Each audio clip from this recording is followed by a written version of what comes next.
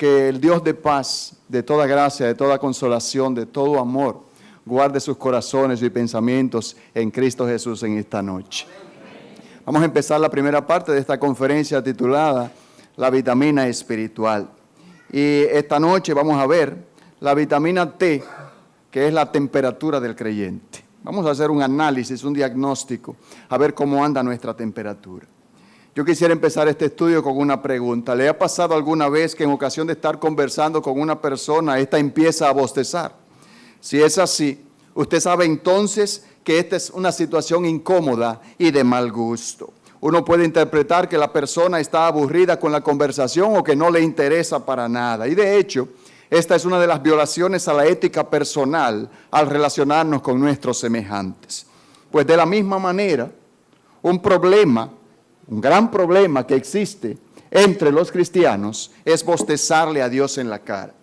Le bostezamos cuando hay dejadez en hacer la obra que Él nos ha encomendado. Le bostezamos cuando nos interesan más las algarrobas de este mundo que las delicias de la presencia del Señor.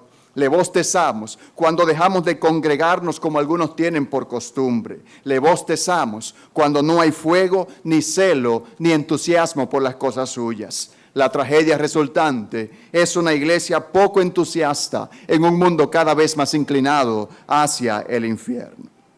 Los capítulos 2 y 3 de Apocalipsis contienen los mensajes dirigidos a 7 iglesias históricas que existían en el Asia Menor y en las que Juan el Apóstol tuvo un amplio ministerio. Dichas iglesias representaban 7 condiciones que han existido simultáneamente cada siglo de la historia de la iglesia. Estas cartas contienen advertencias, exhortaciones, recriminaciones y reconocimientos que pueden y deben aplicarse a las iglesias de hoy. En el capítulo 1, versículo 11, el Señor Jesucristo le dio a Juan la siguiente orden: escribe en un libro lo que ves y envíalo a las 7 iglesias que están en Asia: a Éfeso, Esmirna, Pérgamo, Tiatira, Sardis, Filadelfia y Laodicea. Como podemos observar en el mapa, estas 7 iglesias estaban ubicadas en diferentes puntos del oeste de lo que hoy es la moderna Turquía. Aunque estas iglesias eran reales, nos hablan de todas las iglesias en todos los tiempos. Cada mensaje de estas iglesias se aplica a nosotros en el día de hoy. En primer lugar, nos hablan de manera profética de la era de la iglesia, comenzando con Éfeso, una iglesia cuyo amor se estaba debilitando y enfriando, y terminando con la Odisea, una iglesia que era tibia. En segundo lugar, estas cartas nos hablan de manera profética, de manera práctica. No existe un problema al que las iglesias de hoy tengan que hacerle frente que no se trate en los comentarios a estas 7 iglesias. En tercer lugar, nos hablan de manera poderosa.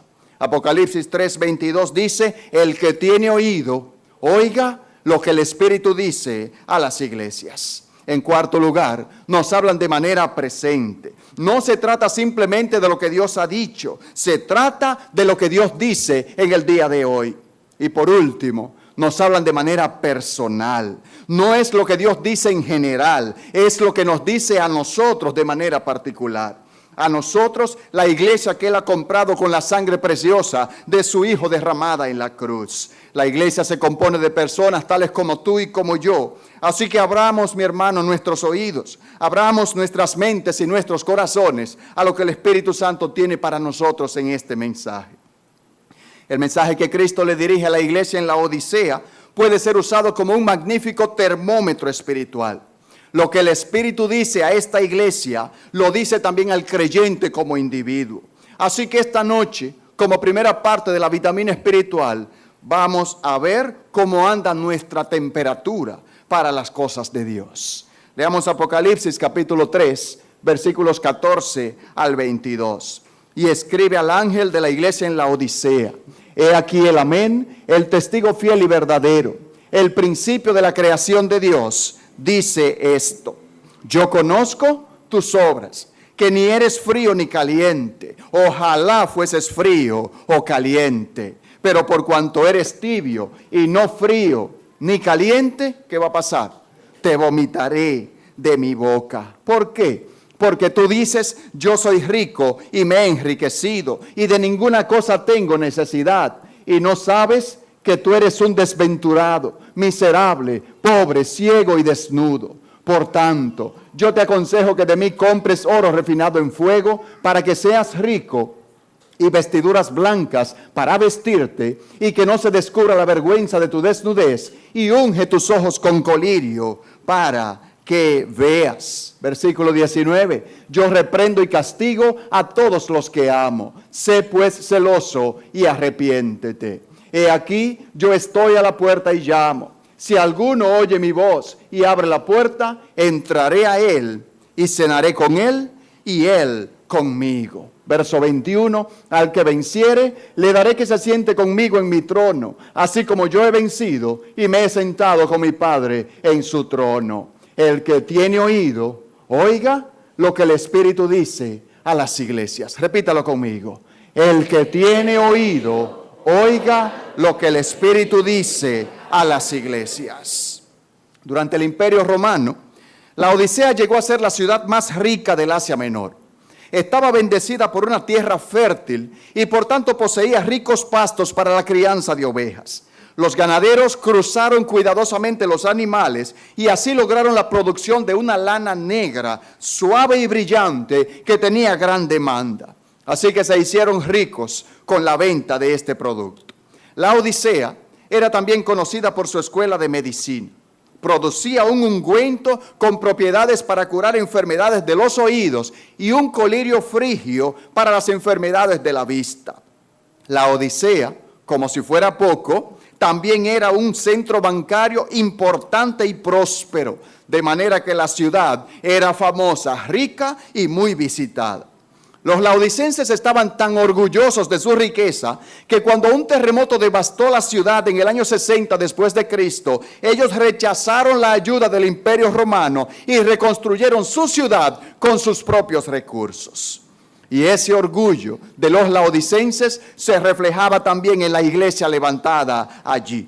La Biblia no registra que dicha iglesia sufriese ninguna persecución, ni que hubiese graves herejías, ni que tampoco tuviese un gran adversario. Lo que sí se menciona es la tibieza general y la indiferencia espiritual de esta congregación. El Señor Jesucristo empieza su mensaje a esta iglesia con la frase, he aquí el amén. La palabra amén significa así es o que así sea. En este caso, si usted nota, la palabra amén está escrita con mayúscula, significando que Cristo no simplemente dice amén, Él es el amén. ¿Ah? Diga lo que diga, tú puedes contar con ello en esta noche. Su palabra se cumplirá al pie de la letra. Cristo no miente y te dirá exactamente lo que necesitas escuchar, no lo que quieres oír. Y ese es mi propósito en esta primera noche de conferencia. Cristo es además el testigo fiel y verdadero. Es el comienzo de la creación de Dios, porque Él creó todas las cosas y por su voluntad existen y fueron creadas. Y Él es el soberano Señor de toda la iglesia. En el capítulo 1 de Apocalipsis, Juan nos presenta al Señor Jesucristo de pie en medio de 7 candeleros de oro alimentados por aceite. Esos candeleros son una ilustración de la iglesia que es la luz del mundo. En Mateo capítulo 5, versículos 14 al 16, el Señor Jesucristo les dijo a sus discípulos lo siguiente: vosotros sois la luz del mundo. Una ciudad asentada sobre un monte no se puede esconder, ni se enciende una luz y se pone debajo de un almud, sino sobre un candelero, y alumbra a todos los que están en casa. Así alumbre vuestra luz delante de los hombres, para que vean vuestras buenas obras y que glorifiquen a vuestro Padre que está en los cielos. El Señor Jesucristo también dijo lo siguiente: porque donde están 2 o 3 congregados en mi nombre, allí estoy yo en medio de ellos. Mi hermano, mi hermana, tú puedes estar seguro de que Cristo se encuentra aquí hoy en medio nuestro, con un mensaje impactante para ti. Por eso, el que tiene oído, oiga lo que el Espíritu dice a las iglesias. Así que Cristo le aplica el termómetro a la iglesia en la Odisea. Y cuando lee la temperatura parece que menea la cabeza y dice: yo conozco tus obras, que ni eres frío ni caliente. Ojalá fueses frío o caliente. Mi hermano, mi hermana, despierta hoy y date cuenta de que todas las cosas están desnudas ante los ojos de aquel a quien tenemos que dar cuenta. Debido a que la Odisea era una ciudad próspera, sus ciudadanos gozaban de un estilo de vida muy cómodo. Preferían el agua fría para beber y el agua caliente para bañarse. ¿Y quién no? ¿Qué le parece? En ese tiempo, el primer siglo de nuestra era. Pero el lugar carecía de agua natural. El agua caliente venía por tuberías desde unas fuentes situadas a 12 kilómetros al sur, y el agua fresca venía por otras tuberías de manantiales cercanos. Pero en el camino, imagínense, tecnología del siglo I, el agua fresca, el agua fría, se cruzaba muchas veces con la caliente, de manera que llegaba tibia a la ciudad. Esta agua también llegaba llena de sedimentos y provocaba las quejas frecuentes de los residentes locales. El agua que llegaba no era lo suficientemente fría para beber, ni lo suficientemente caliente para bañarse. Y el Señor Jesucristo usa entonces un paralelismo para decirle a la iglesia: ojalá fueses frío como para beber, o caliente como para bañarse, porque así me serías útil. Pero como eres tibio, siento por ti lo mismo que tú sientes por tu agua, tú me enfermas. En el texto encontramos también que esta iglesia estaba caracterizada por el orgullo, la ignorancia, la autosuficiencia y la complacencia. Si hubiesen sido fríos como hielo, hubiesen podido reconocer su profunda necesidad de Dios. Pero tampoco estaban hirviendo con las cosas divinas. Como dice José Grau, hay más esperanza para el frío que para el indolente. De un rebelde como Saulo, sacó el Señor Jesucristo el gran apóstol Pablo. Sin embargo, un rey Agripa se quedó en un casi cristiano. Dice el comentarista Iván Barjuk: deberían meditar sobre estas palabras los cristianos de nuestros días, porque estas palabras del Señor corresponden a nuestros días. Piensan de ustedes mismos que no son ateos, pero es que resulta difícil también llamarlos hijos de Dios. Parecen como no estar en el mundo, pero miran siempre al mundo, al igual que la mujer de Lot. Sus almas están divididas en dos. En el templo son santos, pero fuera de él mundanos. Debido a que no se puede servir a Dios y a Mamón, las almas así divididas se han enfriado para Dios, mientras que se inclinan cada vez más hacia Mamón. Tales creyentes no pueden serles agradables a Dios.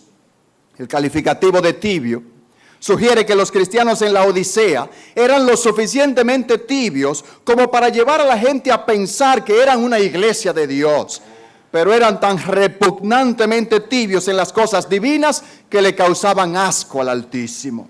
Resultado: Cristo los rechaza con un disgusto extremo. Apocalipsis 3:16. Pero por cuanto eres tibio y no frío ni caliente, ¿qué va a pasar? Te vomitaré de mi boca. El griego original dice más bien: estoy a punto de vomitarte de mi boca, indicando que aunque esta iglesia está bajo una seria amenaza del Señor, todavía tiene chance de arrepentirse y volver al buen camino. La palabra griega que se traduce como vomitaré es de la que derivamos nuestra palabra emético. Un emético es un agente que induce el vómito. Y vea qué coincidencia, el agua tibia sirve como emético, sirve para producir el vómito. Dios dice que hay un pecado tan vil, un pecado tan horrible que le produce náuseas. Dios no dice eso de ningún otro pecado en la Biblia. ¿Qué le parece? De ningún otro pecado más que de ese, de la tibieza. Me da náuseas, ganas de vomitar. Ese pecado es la tibieza.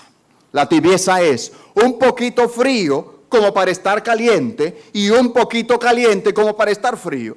Demasiado frío para hervir, demasiado caliente como para congelarse. Y tristemente es el pecado que más prevalece en la iglesia hoy en día. ¿A quién crees tú, mi hermano, que le habla nuestro Señor Jesucristo? No es a aquellos que odian a Cristo. Esos ya están fríos y esperando el juicio. Tampoco les está hablando a aquellos que están llenos de fuego por Él, que tienen una pasión ardiente y resplandeciente para crecer más cerca de Dios y darle la gloria. En cambio, Cristo les está hablando a aquellos que están en el medio, a los cristianos autosuficientes, a los poco entusiastas. Y lamentablemente, la mayoría de la gente que asiste a las iglesias cae dentro de esta categoría, y eso es para romper el corazón. Mi hermano, ¿cómo sabes si eres tibio? Veamos algunas áreas en tu vida y la mía que podemos examinar en esta noche. Número 1, la santificación. Una niñita oraba así: Señor, hazme buena, no demasiado buena, solo lo suficiente para que no me den una pela. Ella quería, ¿verdad?, que más o menos ser buena para que la mamá estuviera fría, ¿verdad?, estar fría con la mamá, pero tampoco tan buena que ella no pudiera hacer sus cositas por ahí, sus malcriadezas y todo esto. ¿Sabe qué? Nos da risa, pero así es como muchos cristianos viven hoy en día. Así es como muchos cristianos se sienten con respecto a la santidad personal.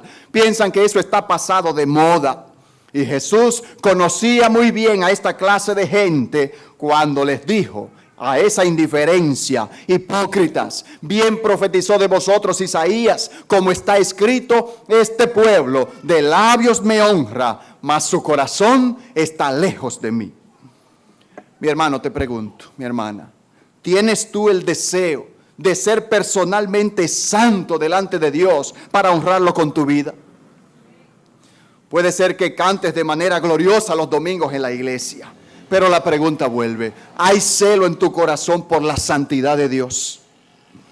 No estoy hablando de una perfección sin pecado, porque eso es imposible mientras estemos en la carne. Estoy hablando de la meta que debemos imponernos de vivir una vida santa para Dios todos y cada uno de los días. Mañana estaremos hablando de la santidad precisamente. Nuestras iglesias están llenas de personas que viven al borde de la santidad personal. Por ejemplo, no dirán mentiras descaradas, pero dicen mentiritas blancas. Tal vez no roben, pero no pagan sus deudas, ni dan su diezmo y ofrenda al Señor. No cometen adulterio, pero se entretienen mirando cosas sucias en la internet y en la televisión y riéndose de chistes obscenos. Tuve que aprender que un chiste de mal gusto, de esos con connotación sexual, es una ofensa a la santidad de Dios. Pablo exhorta muy bien a los hermanos cuando le dice que nuestra palabra debe ser sazonada con sal y que ninguna palabra corrompida salga de nuestra boca. Así que si usted quiere un training en chistes sanos, hable conmigo después que terminemos, un día que usted vea, y vamos a darle una lección de cómo se hace un buen chiste, ¿verdad? Sin que tenga que tener esa connotación sexual que tanto ofende la santidad de Dios. Óigame, ni reírse, ni mucho menos hacerlo. Mucho cuidado con eso. Vamos a examinar la segunda área en tu vida, que son las Escrituras. Te pregunto, ¿verdaderamente tú amas la palabra de Dios? Pregúntate ahí adentro, ¿amo yo la Biblia? No solo cuando te encuentras sentado en una iglesia o en un estudio bíblico, sino cuando estás solo, cuando nadie te ve sino Dios. ¿Amas tú su palabra? ¿Sientes hambre por la lectura de la palabra de Dios? Es muy triste, mis hermanos, saber que el cristiano promedio nunca ha leído toda la Biblia o no puede nombrar los libros de la Biblia. Cuando tú tomas un periódico para leer, ¿tú crees todo lo que dice el periódico? Que todo va bien en el país, que ya la economía está floreciente. ¿Tú crees todo eso? Y que la delincuencia está bajo control, etcétera, etcétera. Y que vamos bien, y vamos para adelante y todo eso. ¿Crees tú eso? ¿Y qué me dices de la Biblia? ¿Tú crees todo lo que dice la Biblia? Y la pregunta más difícil de todas ahora: ¿cuánto tiempo pasas leyendo la Biblia en comparación con el tiempo que pasas en Facebook, en Messenger, navegando en internet, leyendo el periódico o mirando la televisión? Si eres como la mayoría de los cristianos, pasas más tiempo en las basuras de este mundo que leyendo la palabra de Dios. He notado, por ejemplo, que los celulares hoy en día tienen ya internet y tienen Facebook incorporado. Y usted ve a los muchachos ahí 24 horas al día, pegado ahí en ese asunto. Pregúntele cuándo leyó la Biblia en ese día. Ay, no, yo no tengo tiempo para eso. Se me hizo tarde para el trabajo y tengo que irme. No hay tiempo. Que voy para el gimnasio. No tengo tiempo. No tengo tiempo. Sin embargo, nos sentamos 2 horas enteras a ver una película en la televisión. A ir a un cine a ver una película. ¿Sabe cómo se llama eso? Saque usted sus conclusiones. Hermanos, somos tibios en cuanto a las Escrituras. No amamos la palabra de Dios como debiéramos. La tercera área que vamos a ver en tu vida es la oración. Y este es un síntoma gravísimo de tibieza. El cristiano promedio no pasa ni 10 minutos al día intercediendo a favor de los demás. Y eso es una vergüenza. Se ha dicho que el 90% de las oraciones de los cristianos son algunas palabras de gracias por los alimentos a la hora de comer. Hermano, debemos aprender a orar. Hay que decirle así, enséñame a orar porque yo no sé. No sabemos orar, no sabemos interceder. Culto de oración, bueno, ya se pasó el tiempo, a las 9 ya tenemos que irnos. Había en una iglesia un hermano que cuando daban las 9 de la noche, aunque el grupo estuviese orando en el patio, cogía y se iba para su casa, porque el culto era a esa hora y nadie lo podía hacer pasar un minuto más. ¿Qué ejemplo nos dan otras denominaciones que oran horas enteras y hacen vigilias y todo eso? No estoy diciendo que lo tenemos que hacer, tenemos que adquirir conciencia de la necesidad de la oración. No unas sencillas palabras que digamos ahí para salir del paso, sino orar la oración eficaz del justo. Debemos aprender a orar esa oración eficaz, santificar nuestras vidas y creer en el poder del Dios al cual oramos. En cuarto lugar, vamos a ver el servicio. Alguien dijo con mucha razón, el cristiano que no sirve, no sirve. El servicio es la evidencia palpable y es una de las maneras en que demostramos el cambio producido por Cristo en nuestras vidas, precisamente mediante nuestras obras. El mundo será lo que debe ser cuando la iglesia haga lo que debe hacer. Además, los que no viven para servir a sus hermanos son inservibles para Cristo. En quinto lugar, vamos a ver la asistencia a los cultos. ¿Dónde están los hermanos que prefieren estar un día en el patio de la iglesia que 1000 fuera de ella? Mi hermano, ¿por qué ya no te congregas como cuando tenías el primer amor por Cristo? ¿Será que te da vergüenza que te vean venir a la iglesia? ¿O será que le tienes miedo a las críticas o burlas de los que se dicen tus amigos? A lo mejor te consideras un cristiano de la secreta, porque los hay. Déjame decirte que eso es imposible. Porque o el cristiano acaba con el secreto o el secreto acaba con el cristiano. El más sabio sabe que es un ignorante para Dios y el más fuerte sabe que es débil a la tentación. De manera que nadie puede vivir la vida cristiana si descuida la comunión de la iglesia. Es aquí donde venimos a fortalecer nuestra vida espiritual. La sexta área que vamos a ver en esta noche es la pasión por las almas. ¿Dónde se encuentran los cristianos que se acercan en amor a sus vecinos inconversos? ¿Dónde están los miembros de la iglesia que invitan al culto a las personas que no son salvas? ¿Cuántos predicadores conoces que dedican semanas enteras a preparar sus mensajes y los predican con urgencia y con convicción? ¿Y a cuántos conoces que no se avergüenzan de repartir tratados y hablarles a otros de Cristo? Te pregunto, ¿sientes pasión por el vecino de al lado de tu casa que está condenado al infierno sin Jesús? O tal vez tú no creas que la gran comisión estaba dirigida a ti. Tal vez no creas que es tu solemne responsabilidad y tu glorioso privilegio compartir el evangelio de nuestro Señor y Salvador Jesucristo. Si no lo crees, entonces eres un cristiano tibio y Cristo está a punto de vomitarte de su boca. Alguien dijo con mucha razón, donde quiera que hay un cristiano, hay un misionero. Y donde quiera que hay un inconverso, hay un campo misionero disponible ahí. La pasión por las almas es algo que se le pide a Dios. Es como la sabiduría, dice Santiago. Pídela a Dios y Él te la dará de manera abundante. Por eso es que no concibo un predicador de un mensaje evangelístico que no haga un llamamiento a los perdidos. Algunos alegan que es el Espíritu Santo el que convence de pecado y convierte. Perfecto, así es. Pero el Espíritu vive ¿dónde? en nosotros. Y el Espíritu vive en nosotros para usarnos como sus instrumentos. Lo que pasa muchas veces es que falta pasión por las almas. Número 7, vamos a analizar el canto. La parte más importante de una canción no es que esté en el tono perfecto y que se hayan memorizado todas las palabras. Lo más importante de una canción es que se cante en el Espíritu.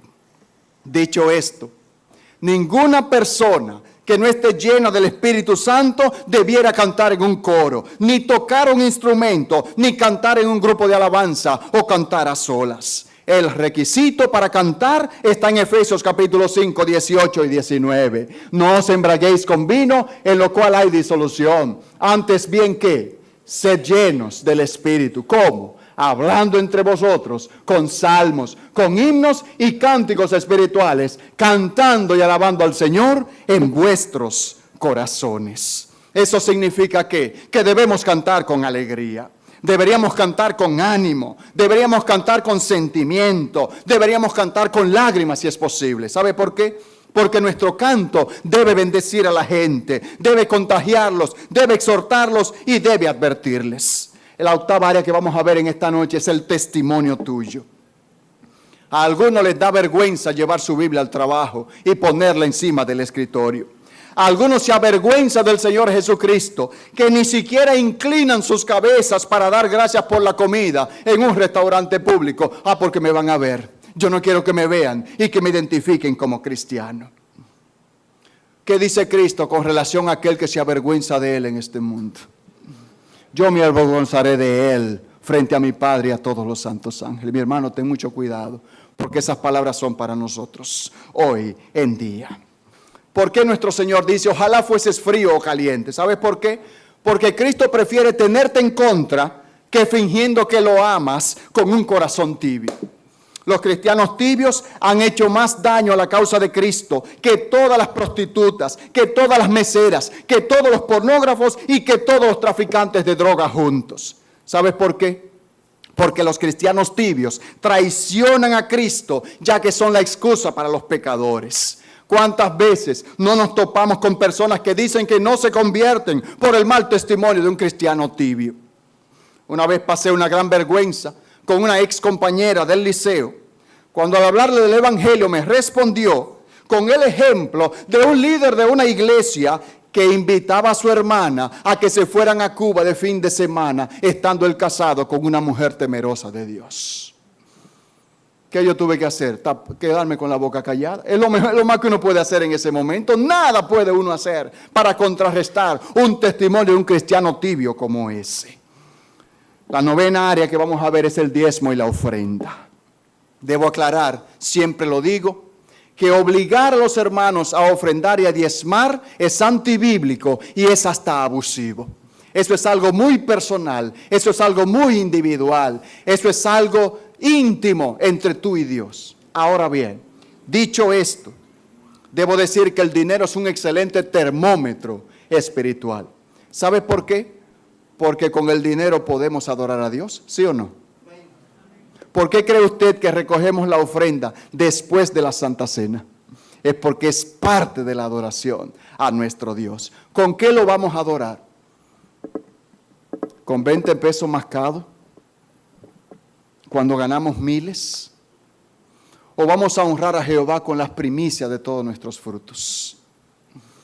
¿Cuál es el problema? Que se ha abusado del diezmo. Porque los del Evangelio de la Prosperidad insisten, siembra para que coseches. Siembra, siembra, siembra. Siembra 100 para que Dios te dé 1000. Eso huele a infierno. Eso huele a infierno. Yo no doy mi diezmo para que Dios me bendiga. Yo lo doy para bendecirlo a Él. Para bendecirlo a Él. Por eso es algo íntimo. Eso es algo entre mí y Dios, de manera personal. Mi hermano, déjame decirte que Dios no necesita tu dinero, porque Él es el dueño del oro y de la plata. Pero ¿sabe qué? Dios se complace en valerse de sus hijos para proveer para su obra. Y definitivamente tenemos que decir que Dios bendice al dador alegre. Dios bendice al dador alegre. Nunca va a matar a aquel que no ofrende ni diezme. Simplemente va a perder las bendiciones que Dios tiene reservadas para él. Eso es todo lo que sucede. Pero vuelvo y digo, no hablemos de bendiciones, hablemos de que queremos adorar a Dios con nuestro dinero. Esa es la parte que me interesa que tú y yo analicemos en esta noche. En ese sentido, ¿sabe qué? Un cristiano tibio ni querrá ofrendar, ni mucho menos va a querer diezmar. Así que ese creyente tibio se autodescalifica para servirle al Señor y a sus hermanos. Nos aferramos a nuestra plata y nuestro oro con todas nuestras fuerzas. Esa es la razón por la que cuando una persona le da 1,000 pesos a otra, todavía dice, cuidado si se lo da a fulano. Óigame, aún regalándolo queremos controlarlo todavía. Controlar a quién le va a dar esa persona ese dinero. ¿Por qué? Porque amamos nuestras billeteras, porque adoramos nuestro dinero. ¿Y sabe lo que dice Cristo? Ustedes no pueden servir a Dios y a las riquezas. O me sirven a mí o le sirven al dinero. No pueden estar en el medio. Así que decídete en esta noche qué tú vas a hacer con el dinero que definitivamente es de Dios. Todo lo que hay lo creó Él, ¿verdad que sí? Todas las cosas que están en los cielos son tuyas, dijo David, al dedicar las ofrendas para el templo. Entonces, mi hermano, le robamos a Dios, porque hay que decirlo de esa manera. Porque robar, ¿qué es? Cogerse lo que no es de uno. Usamos nuestro poder y usamos nuestro intelecto para nuestra propia gloria y para nuestro enriquecimiento. Oramos sin fuerza, damos sin sacrificio, testificamos sin lágrimas y entonces nos asombramos de que sembremos sin cosechar. Por eso nuestras vidas se convierten en cisternas agrietadas que no retienen agua. Quiero la bendición de Dios, pero ven acá. ¿Cómo está tu corazón delante de Él? ¿Cómo está tu corazón delante de Él? Un siervo de Dios decía que la tibieza es la peor forma de blasfemia. ¡Qué duro! Los cristianos tibios dicen, Jesús, yo creo en ti, pero tú no me entusiasmas. Yo creo en ti, pero yo no te voy a servir con fervor y con fuego. ¡Qué tremendo bostezo en la cara del Dios Todopoderoso! ¿Por qué la tibieza es tan dañina? Porque nos predispone para otros pecados. El cristiano tibio es presa fácil para el diablo. Pongamos un ejemplo. Una pareja de esposos está felizmente casada. Pero la esposa comienza a ver telenovelas y a sentir menos y menos pasión por su marido. Comienza a ver a esos protagonistas, esos maniquíes que ponen ahí, y empieza a soñar despierta acerca de otra vida fuera de su matrimonio. Un día conoce un hombre que parece personificar a todos esos protagonistas de esas telenovelas. Y antes de darse cuenta, su corazón tibio la lleva por el camino de la infidelidad. En otra ocasión, un hombre casado abre su cuenta de Facebook y recibe una invitación de una exnovia para que lo añada como amiga. Empieza a ver las fotos, que la mayoría son sensuales, porque hoy lo que está de moda es que me vean. Mientras menos ropa tenga, mejor. Y tristemente también las cristianas están cayendo en esa trampa del diablo. Así que ese esposo empieza a ver esas fotos, empieza a recordar cosas pasadas, empieza a cavilar y empieza a soñar despierto. Empieza a chatear con ella, primero inocentemente, pero con el tiempo empieza a subir el tono de la conversación. Y lo último que se sabe es que lo vieron saliendo de una cabaña con una que no era su esposa. La causa de la tibieza. La indiferencia de los laodicenses estaba causada por su ignorancia. Ni siquiera sabían cuál era su necesidad. En Apocalipsis 3:17, Cristo resume la causa de su tibieza en 2 frases. Tú dices y no sabes. Mire lo que dice el versículo 17. Porque tú dices, yo soy rico y me he enriquecido y de ninguna cosa tengo necesidad. Y no sabes que tú eres un desventurado, miserable, pobre, ciego y desnudo. El cristiano tibio es por lo general el último en saber que es tibio. No hay persona más ciega que la que se niega a ver. No hay persona más sorda que la que se niega a oír. Aunque tiene oídos, no quiere oír. Por eso Dios dice, el que tiene oídos, oiga lo que el Espíritu dice a las iglesias. Dígale a su hermano al lado, por favor, sintoniza tu oído con el Espíritu Santo. Dígaselo ahí. Sintoniza tu oído con el Espíritu Santo. ¿Cómo te vuelves tibio? Comienza suponiendo que estás bien, Pero en cambio te estás enfriando grado a grado. Y qué triste es cuando la gente pierde su primer amor por Cristo. Pregúntate, ¿alguna vez hubo una época en que amaste más a Jesucristo de lo que lo amas ahora en este momento? Si es así, entonces has resbalado hasta ese grado. Has comenzado a enfriarte y antes que pase mucho tiempo estarás a temperatura ambiente. Mi hermano, mi hermana, debemos mantener ese amor caliente, ardiente y creciente. A eso se refiere Dios cuando dice: el primer amor que yo quiero que tú sientas por mí. ¿Cuál es la cura para la tibieza? Leamos nuevamente Apocalipsis 3:18. Por tanto, yo te aconsejo que de mí compres oro refinado en fuego, para que seas rico, y vestiduras blancas para vestirte, y que no se descubra la vergüenza de tu desnudez, y unge tus ojos con colirio, para que veas. Los laodicenses, como muchos de nosotros, necesitaban el oro de la gloria de Dios que había pasado a través del fuego. Necesitaban las vestiduras de la justicia de Dios. Necesitaban poner la mira en las cosas de arriba, no en las de la tierra. Y eso es lo que tristemente necesita la mayoría de los cristianos de hoy en día. ¿Sabe qué le sucede a alguien que está tibio? Dios dice: yo reprendo y castigo a todos los que amo. Pregúntate, ¿amo al Señor mi Dios con todo mi corazón? Ahora mismo pregúntate eso. ¿Yo lo amo? ¿De verdad yo amo a Dios? Y si no lo amo como debe amarse a Dios, ¿cómo debe amarse a Dios? Dígame, alguien dígame, ¿cómo que debemos amar al Señor? ¿Con qué? ¿Con toda qué?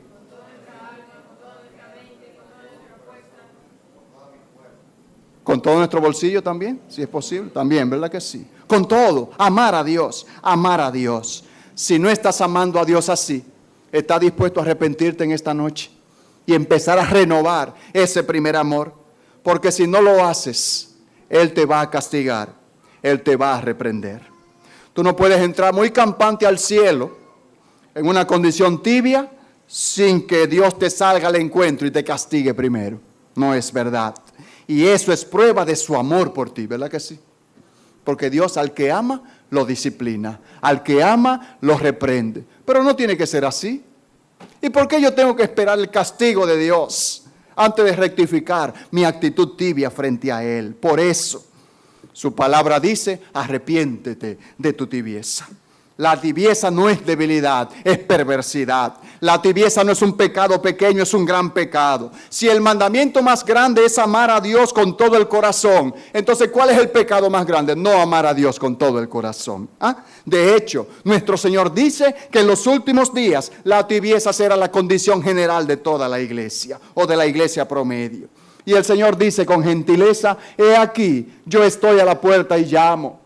Si alguno oye mi voz y abre la puerta, entraré a él y cenaré con él y él conmigo. Al que venciere, le daré que se siente conmigo en mi trono, así como yo he vencido y me he sentado con mi Padre en su trono. El que tiene oído, oiga lo que el Espíritu dice a las iglesias. Dígalo conmigo nuevamente. El que tiene oído, oiga lo que el Espíritu dice a las iglesias. Hay que notar que Dios le está hablando a cristianos, no a inconversos. Muchas veces utilizamos este texto para un llamamiento evangelístico y esa es una aplicación que es valedera, pero ese texto es para la iglesia de la Odisea. Ese texto es para ti y para mí. ¿Sabe por qué? Porque cuántas veces retenemos a Cristo fuera de la puerta de nuestra vida. ¿Cuántas veces retenemos a Cristo fuera de la puerta de la iglesia? Cuánta misericordia de Cristo, cuánta misericordia la suya en continuar pidiendo la entrada a nuestras vidas. Decíamos al principio que Cristo está aquí en medio nuestro. ¿Es así o no es así? Yo lo creo. ¿Y sabe lo que está haciendo en muchos corazones en esta hora? Está tocando la puerta. Tú me la abriste un día y me la cerraste ahora mismo. Ahora yo quiero que tú me la abras. Ahí lo dice con tanta mansedumbre, con tanta sencillez. He aquí, yo estoy a la puerta. ¿Y qué? ¿No puede él derribar esa puerta con todo su poder? Estoy a la puerta y llamo. Óyeme bien, si alguno, el que quiera, cualquiera, el que quiera abrirla, abre la puerta, oye mi voz, entraré a él y ¿qué hará? Cenaré con él y él conmigo. Óyeme bien, no entraré a ellos o al grupo y cenaré con el grupo. ¿Qué es lo que dice Cristo? Es una relación de intimidad. Por eso el cristianismo no es una religión. El cristianismo es una relación con Cristo. Una relación personal con Él en esta hora. En conclusión, para esta primera noche, la palabra dice en 2 de Crónicas 7:14, si se humillare mi pueblo, sobre el cual mi nombre es invocado. ¿Cuál pueblo? Hoy en día, ¿cuál es ese pueblo sobre el cual se invoca el nombre del Señor? La iglesia, tú y yo. Y oraren, porque no están orando. Y buscaren mi rostro, porque no lo están buscando. Y se convirtieren de sus malos caminos, porque no se han arrepentido. Entonces, requisito, entonces, ¿qué? Yo oiré desde los cielos, ¿y qué? Perdonaré sus pecados y sanaré su tierra. Dios le está hablando esta noche a aquellos que están en la iglesia, pero que están tibios.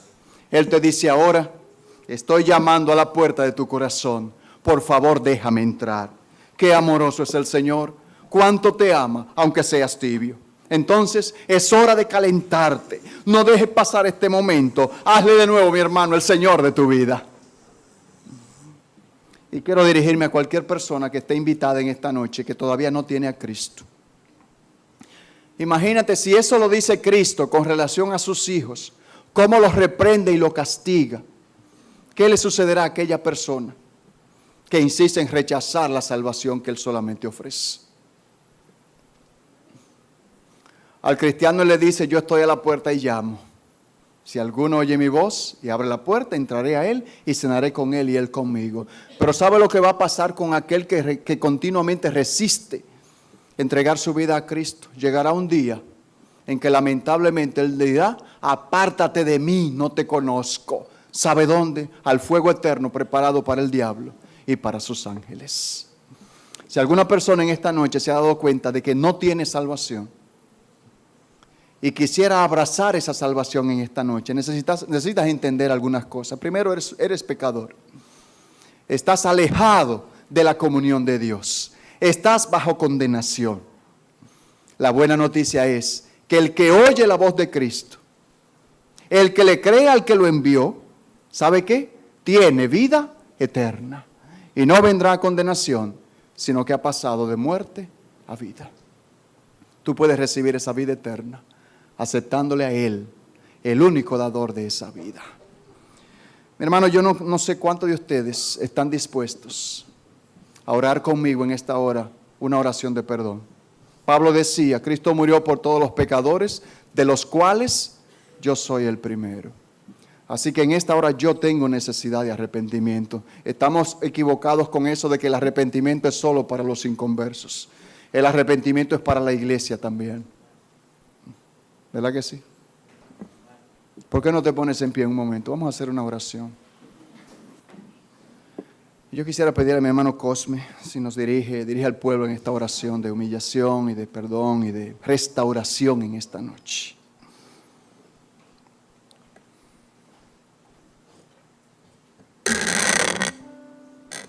Dios de toda gracia y Padre de toda misericordia, en el nombre de Jesucristo nos acercamos a usted. Usted es el Dios verdadero, el mismo ayer, hoy y por toda la eternidad. Usted ha hablado a nuestra vida en esta noche, Señor. Y de la misma manera que aquella iglesia, Señor, mucho estamos, Señor, que damos asco a su presencia. Suplicamos en el nombre de Jesús que en esta noche, Señor, que hemos comenzado esta hermosa exhortación de su palabra, oh Señor, que cada uno de nosotros hayamos sido, Señor, tocados de una manera muy especial. Señor, usted ha hablado a nuestra vida. Y como se lo pedimos en nuestras oraciones, Señor, queremos que usted nos hable. Y usted, Señor, nos ha hablado, Señor. Usted ha usado este siervo suyo, este instrumento. Y queremos, Padre Santo, que usted haya hecho sentir, Señor, que nuestros corazones, nuestras mentes, todo nuestro ser, Señor, haya sido conmovido y confundido, Señor. Oh, Señor amado, es cierto, Señor, que estamos tibios. No hay deseo de hacer la cosa, Señor. Pero qué bueno es que usted, Señor, día a día, Señor, nos da grandes oportunidades. Y en esta noche nos habla, Señor, de tal manera que solamente tenemos que decir, Señor, lo mismo que hizo Eliseo. Danos una doble porción de su espíritu en esta noche, Señor. Porque realmente lo tenemos. Su palabra nos enseña que desde el mismo momento que hemos creído, Señor, hemos sido sellados con el Espíritu Santo de la promesa. Pero Padre Santo, muchas veces apagamos el Espíritu en nuestra vida. Por nuestra forma, por nuestra conducta, por nuestra voz, por nuestra mirada. Oh Señor, sabemos que usted ha hablado a cada siervo y a cada sierva suya en esta noche. Solamente queremos, Señor, que usted haga, Señor, que nuestras vidas sean dignas de su presencia, Señor. Queremos agradecerle, Señor, su palabra y su siervo.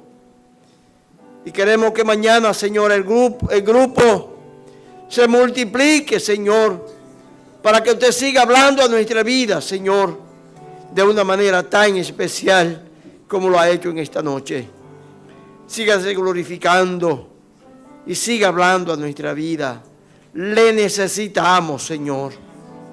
Le necesitamos, Señor. Necesitamos que nos hables. Y usted lo ha hecho en esta noche. Gracias, Señor. Gracias por hablarnos, Señor. Muchas gracias por esta gran oportunidad. Y queremos que nos sigas bendiciendo, Señor. Aunque entendemos que no somos dignos, pero Cristo nos ha hecho dignos, Señor. Alabamos su nombre. Despídanos en paz en esta noche. Oh Señor, si un hermano ha estado descuidado, alejado, Señor, que en este momento, Señor, en el nombre de Jesucristo, se levante y venga al altar, Señor. Si un amigo ha llegado en esta noche a través de una invitación, Señor, oh Padre Santo, que en esta noche usted haya hablado a su vida también, como ha hablado a cada uno de nosotros, Señor. Poderoso es usted, digno de ser en gran manera alabado, Señor. Muchas gracias le damos en el nombre de Jesús. Amén.